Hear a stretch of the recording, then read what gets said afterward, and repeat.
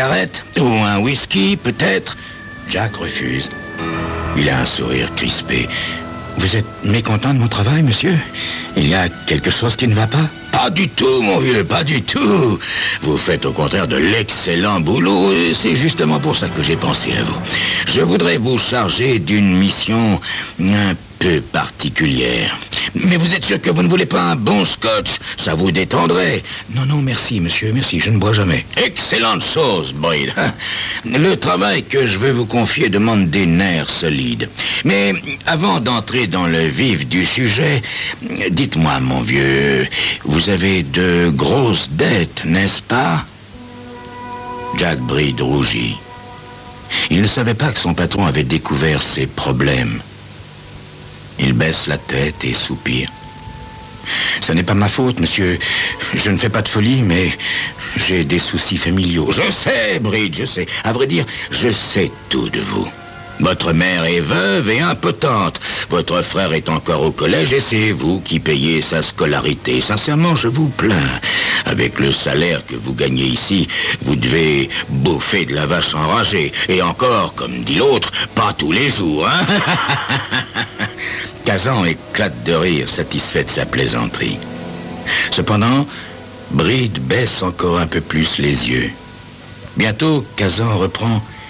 Il y a encore un détail que je connais, mon petit vieux. Votre jeune frère fait des études de dessin, n'est-ce pas? Il est même très doué, à ce qu'il paraît. Qui sait, un jour, il deviendra peut-être un artiste célèbre. Seulement, il y a un hic. Vous devez 1 an de scolarité à son collège. Et si vous n'avez pas payé dans les 15 jours, adieu les études. C'est dommage, dommage tout de même, hein? Enfin, votre frère pourra toujours peindre le dimanche et les jours de congé. Qu'est-ce que vous voulez que j'y fasse? Demande Breed d'une voix sourde. L'école de dessin me réclame 2000 $ et je suis déjà criblé de dettes. Harold Kazan se lève et fait le tour de son bureau. D'un geste amical, il vient poser la main sur l'épaule de Jack. C'est là que j'interviens, mon petit vieux. Dites-moi, ça vous dirait de gagner 15 000 $? Jack relève la tête et regarde son patron, l'air incrédule. Pour blaguer, il dit « Et je dois tuer qui pour gagner cette somme ?» Sans quitter Jack des yeux, Kazan répond « Ma femme. Si vous me débarrassez de ma femme, je vous donnerai 15 000 $. Le sourire de Jack Breed se fige. En un instant, il comprend que son patron ne blague pas. « Mais vous êtes complètement fou, monsieur. Adressez-vous au syndicat du crime ou à un tueur à gages. Je n'ai jamais tué personne et je ne vais pas commencer pour 15 000 $. Comme vous y allez, mon petit gars. Ce n'est pas si mal, 15 000 $. Enfin, si ça peut vaincre vos scrupules, j'irai jusqu'à 20 000. De toute façon, un tueur à gages m'aurait coûté beaucoup plus. Et puis, ces types-là se font toujours prendre. La police les connaît par cœur, tandis que vous êtes l'honnêteté même. Qui irait vous suspecter? Mais monsieur Kazan, je ne connais même pas votre femme. Raison de plus, Breed. Si je vous demandais de supprimer un ami ou un proche, je comprendrais vos réticences, mais là, franchement, hein, qu'est-ce que ça peut vous faire? Jack Breed se lève, étourdi par les arguments de son patron. Évidemment, se dit-il, si on présente les choses comme ça, 20 000 $, bon Dieu. De quoi payer les études de John et rembourser toutes nos dettes. Je vais y réfléchir, monsieur Kazan. C'est ça. Réfléchissez, mais vite, hein. Au fait, j'allais oublier. J'ai un petit argument subsidiaire qui devrait vous décider. Vous comprenez, dans ma compagnie, j'ai besoin d'hommes dévoués, volontaires et courageux. Des hommes à qui je pourrais demander n'importe quoi. En revanche, je ne peux pas supporter d'employer des gens qui ont trahi ma confiance, si vous voyez ce que je veux dire. Bref, si vous refusez, Breed, vous pourrez chercher un autre travail. Toute la journée, Jack réfléchit à la proposition de son patron. Je vais le dénoncer, se dit-il. Je vais appeler la police et lui répéter tout ce qu'il m'a dit. Oui, mais qui me croira? Kazan est un homme respecté, un des notables de la ville. Les policiers me flanqueront à la porte sans hésiter une seconde. Le soir, Jack rentre dans le petit pavillon où il vit avec sa mère et son petit frère. Le dîner se passe sans un mot. Madame Breed pense à la maison qu'il va falloir quitter car le loyer est trop cher. John songe à ses études artistiques qu'il va devoir abandonner pour travailler. Quant à Jack, il n'a qu'une seule idée en tête. L'étrange contrat que lui a proposé M. Kazan. À la fin du repas, John se lève et part dans sa chambre. Jack ne le remarque même pas. C'est sa mère qui l'arrache bientôt à ses pensées. « Jack !» dit-elle doucement en posant sa main sur la sienne. « Jack, tu devrais aller consoler ton frère. Il a beaucoup de chagrin. » Effectivement, en arrivant devant la porte de la chambre où ils dorment tous les deux, Jack entend des sanglots étouffés. Quand il entre, John a le visage caché dans son oreiller. Jack s'assoit doucement au bord du lit. « Alors, petit frère, ça va pas ?»« Si, » répond John entre deux sanglots. « Dans 2 semaines, je vais entrer à l'usine et gagner ma vie. Je ne pouvais rien rêver de mieux, n'est-ce pas? Oh, Jack, tu sais pas ce que ça représente pour moi, la peinture. Je serais prêt à tout pour continuer. » D'accord, petit frère. Je vais arranger ça. Je te promets que tu resteras au collège. John lève vers son frère un regard plein de larmes. Il essaie de sourire. Et tu t'y prendras comment? Tu comptes gagner à la loterie? Oui, petit frère, c'est à peu près ça. Je vais gagner 20 000 $ grâce à une sorte de loterie. Approche-toi, je vais tout te raconter.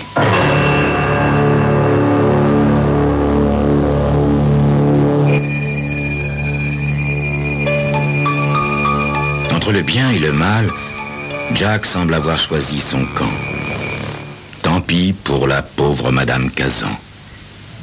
Dans quelques instants, elle va avoir une mauvaise surprise.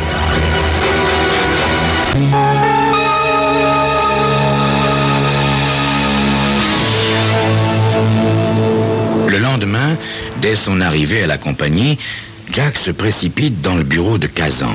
Il entre sans frapper et se plante devant son patron. « D'accord, dit-il.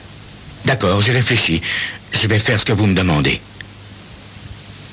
À la grande surprise de Jack, Harold Kazan ne réagit pas. Il continue à lire tranquillement une lettre. Lorsqu'il a fini sa lecture, il lève enfin les yeux vers son employé. « Chaque chose en son temps, mon petit Jack. Ceci est un contrat extrêmement important. Si je le rate, la compagnie perdra beaucoup d'argent. Je ne vais pas me ruiner parce que je veux tuer ma femme, sinon où serait l'intérêt, hein? Bon, maintenant que ce contrat est réglé, passons à l'affaire qui nous intéresse. Comment comptez-vous procéder, Breed? » Jack est un peu désorienté. Il n'a pas du tout réfléchi à cette partie du problème. Tout s'est décidé si rapidement. Avec un triste sourire, il répond « Vous tenez vraiment à savoir comment mourra votre femme ?» Non, Jack, non. Vous avez raison. Si vous me racontez tout en détail, je risquerais d'avoir des cauchemars. Je l'aimais bien dans le fond, mais enfin, elle a fait son temps, comme on dit. Elle n'aurait jamais dû refuser le divorce. Bon, je vous laisse faire à votre idée. En revanche, il faut que je sache quand vous comptez agir. Vous comprenez, tout le monde sait bien qu'entre Carole et moi, la lune de miel est finie depuis longtemps. Si elle meurt, je serai bien évidemment le suspect numéro 1. Je dois donc avoir un alibi en béton.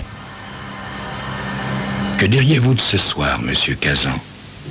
Diable! C'est que vous me prenez un peu au dépourvu, mon petit vieux. Répond Kazan en consultant son agenda. Mais j'aime ça, oui. J'apprécie que les affaires soient rondement menées.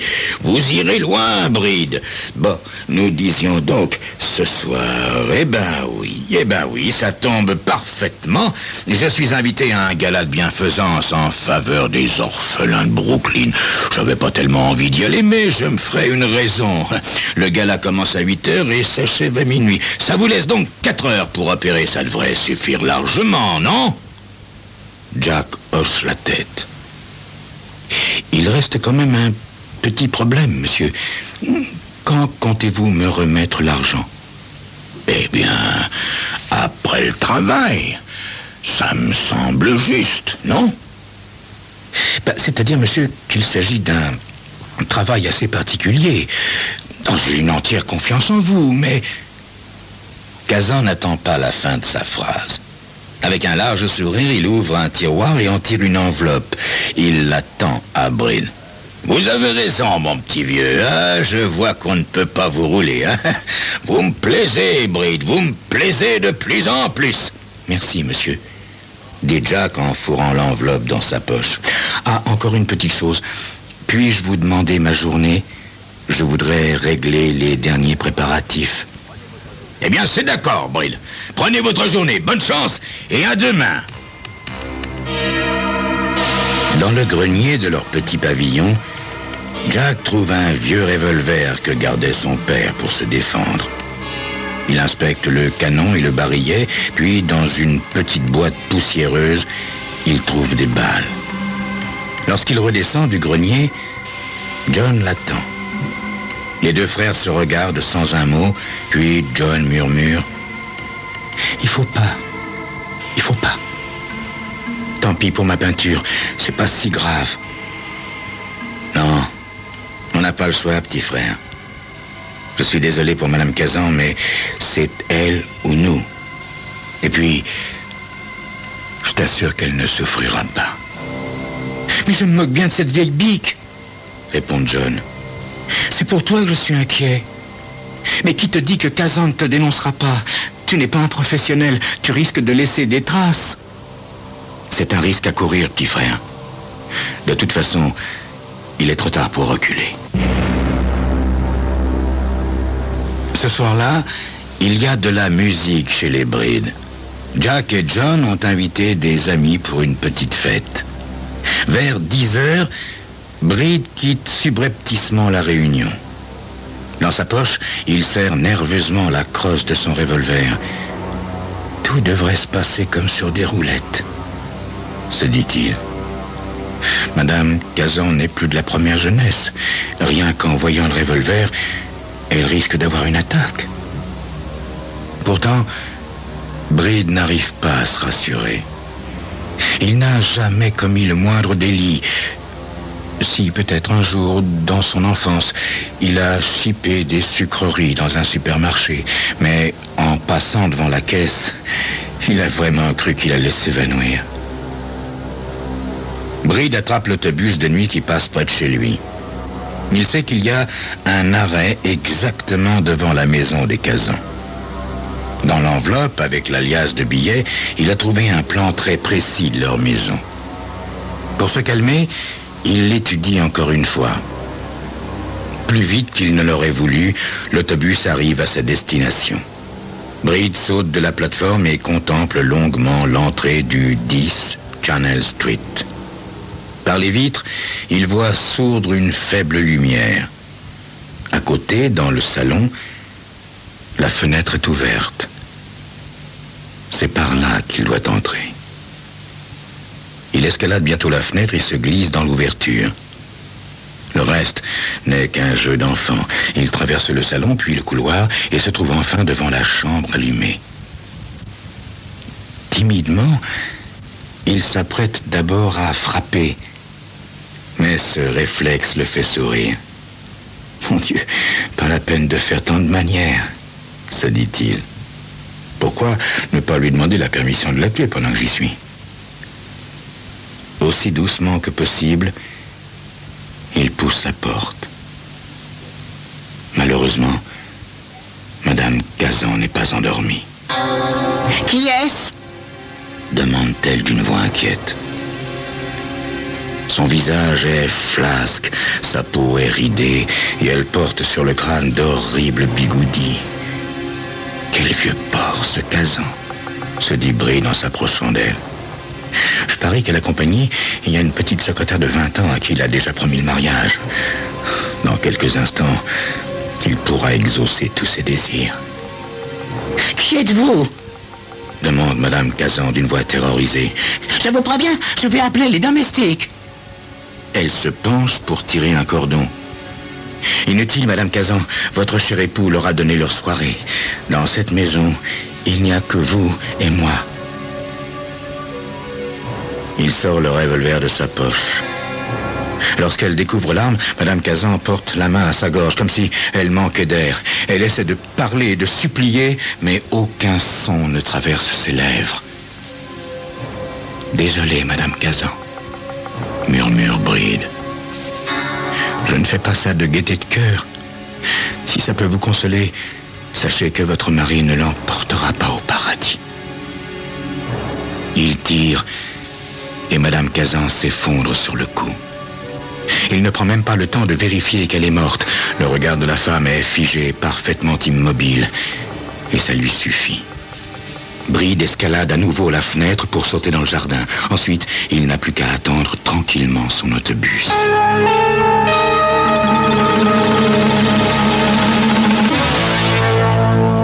Une heure plus tard, Harold Kazan rentre chez lui. Il a pris la précaution de s'arrêter à un bar près de sa maison pour laisser un peu plus de temps à Jack Bride. Avec ses amateurs, il vaut mieux se méfier. En découvrant le cadavre de sa femme, Harold se sent infiniment soulagé. Il se sert un verre et songe à Candy, sa petite secrétaire. Elle a été patiente, se dit-il. Ça mérite une récompense. Pour notre lune de miel, je vais l'emmener en Italie. Oh, Venise. Encore un détail à régler et je suis à toi, ma chérie. Harold Kazan décroche son téléphone et compose le numéro de la police. Allô, venez vite, ma femme a été assassinée. Je m'appelle Harold Kazan et je viens de rentrer chez moi. Il indique son adresse, raccroche et se sert une nouvelle rasade de scotch. Pauvre Jack, se dit-il.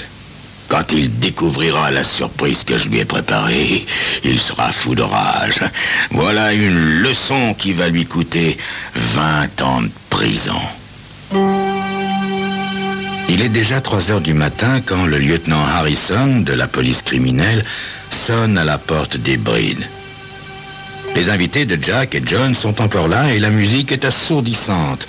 Harrison tambourine de toutes ses forces sur la porte et enfin, on vient lui ouvrir.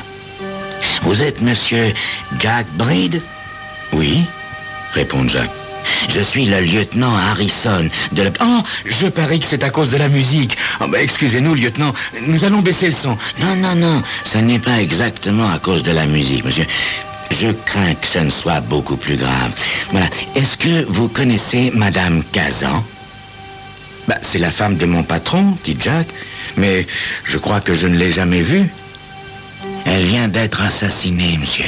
Et je dois vous dire que monsieur Kazan vous suspecte. Moi? Enfin, lieutenant, qu'est-ce que c'est que cette histoire? Pourquoi est-ce que j'aurais tué une inconnue? Par vengeance, monsieur Bride. Monsieur Kazan m'a expliqué que vous aviez eu une dispute assez sévère aujourd'hui. Il vous a flanqué à la porte, n'est-ce pas? Alors, vous l'avez menacé. Espèce d'ordure, se dit Jack. Ah, tu comptais t'en tirer comme ça, en m'envoyant derrière les barreaux. Et pourtant, il ne cesse pas de sourire. Non, monsieur Kazan m'a mal compris, lieutenant. Je voulais simplement dire que j'allais le traîner devant les tribunaux. Enfin, c'est vrai, on n'a pas le droit de virer un employé au bout de 5 ans sans le moindre motif. Mais pour ce qui est de sa femme, croyez-moi, je n'ai rien d'un assassin. Mais moi, je ne demande qu'à vous croire, monsieur Bride. Voyons, est-ce que vous êtes sorti de chez vous ce soir? Non, pas une seconde. Ah, vous avez des témoins? Moi, je suis un témoin. crie une jeune fille qui a tout entendu derrière la porte. Excusez-moi, mademoiselle, reprend le lieutenant. Est-ce que vous êtes lié d'une manière ou d'une autre à Monsieur Bride? Voyons, c'est-à-dire que nous sommes fiancés. Ah, alors je suis désolé, mademoiselle, mais votre témoignage ne vaut rien. Moi aussi je suis témoin, dit un garçon en s'approchant de la porte. Jack et moi, on a picolé toute la soirée, puis je vous jure qu'on n'est pas fiancés, lui et moi. Les gars, venez, Jack a besoin d'un coup de main.